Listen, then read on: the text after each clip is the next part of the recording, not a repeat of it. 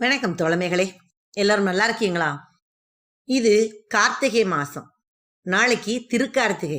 அதை பத்தி தான் இந்த பதிவுல பார்க்க போறோம். கார்த்திகை மாச பௌர்ணமியும் கார்த்திகை நட்சத்திரமும் சேர்ந்ததுதான் திருக்கார்த்திகை.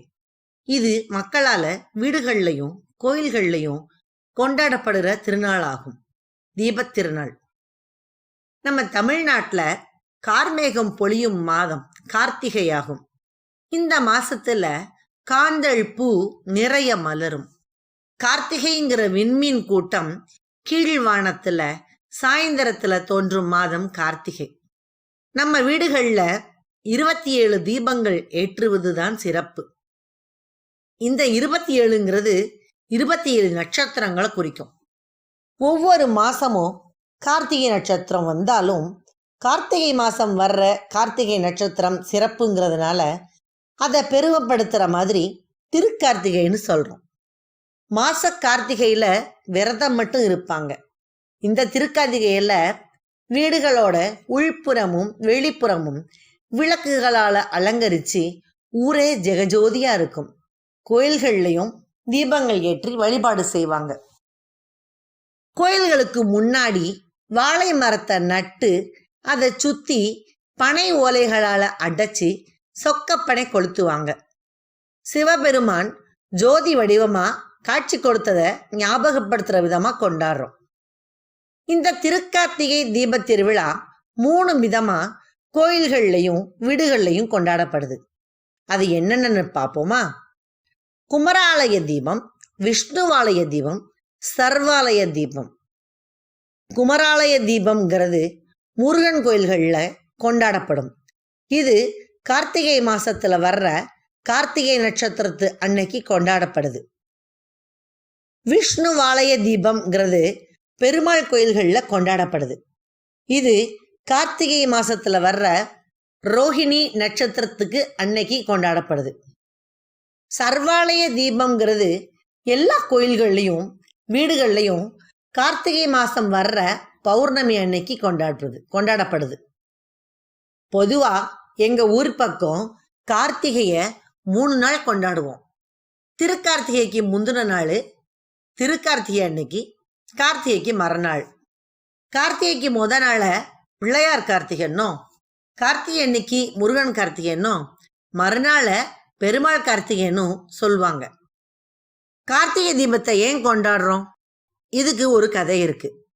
படைத்தல் தொழில் செய்யற பிரம்மாவும் காத்தல் தொழில் செய்யற விஷ்ணுவும் தான் பெரியவன் அப்படின்னு ரொம்ப வருஷமா சண்டை போட்டுக்கிட்டே இருந்தாங்க. சிவபெருமான் ஜோதி வடிவமா தோன்றினார். அடியையும் முடியையும் தேடும்படி ஒரு அசரீரி கேட்டுச்சு. விஷ்ணுவும் பிரம்மாவும் அடியையும் முடியையும் தேடி போனாங்க. 2 பேராலையும் அதை கண்டுபிடிக்க முடியல. சிவபெருமானே முழு முதற் கடவுள்னு ஒத்துக்கிட்டாங்க. அவங்க 2 பேரும் அவங்க பார்த்த ஜோதி தரிசனத்தை எல்லாருக்கும் காட்டணும் அப்படின்னு கேட்டுக்கிட்டாங்க. அவங்க கேட்டுக்கிட்டதுக்காக சிவபெருமான் தனது ஜோதி சொரூபத்தை உலகத்துக்கு காட்டின நாள் தான் திருக்கார்த்திகை. கார்த்திகை விரதம் எப்படி இருக்குன்னு பார்ப்போமா?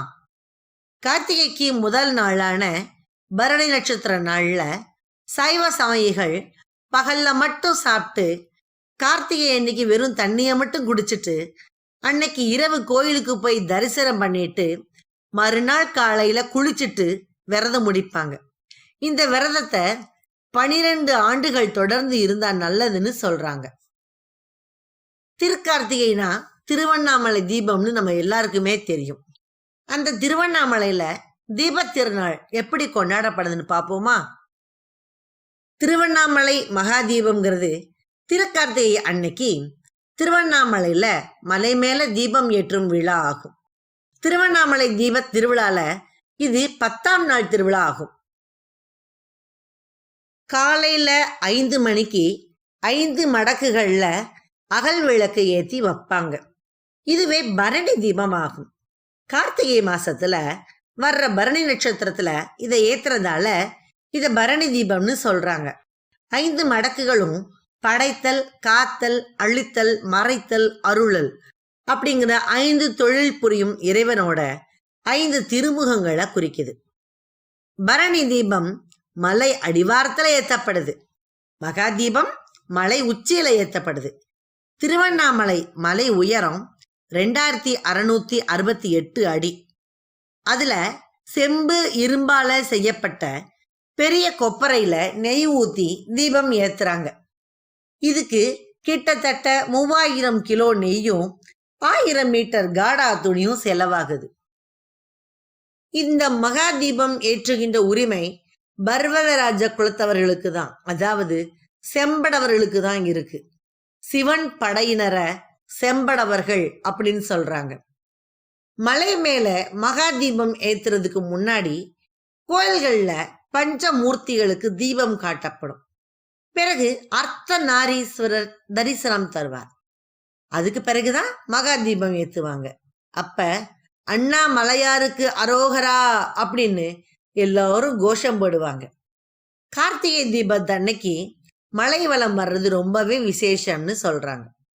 திருக்கார்த்திகையை பத்தியும் திருவண்ணாமலை தீபத்தை பத்தியும் தெரிஞ்சுக்கிட்டதுல மகிழ்ச்சி தானே தோழமைகளே. இந்த பதிவு உங்களுக்கு பிடிச்சிருந்துச்சு அப்படின்னு சொன்னா லைக் பண்ணுங்க, கமெண்ட் பண்ணுங்க, ஷேர் பண்ணுங்க. மேலும் இது போன்ற பல பதிவுகளை பார்க்க நம்ம சேனலை சப்ஸ்கிரைப் பண்ணுங்க.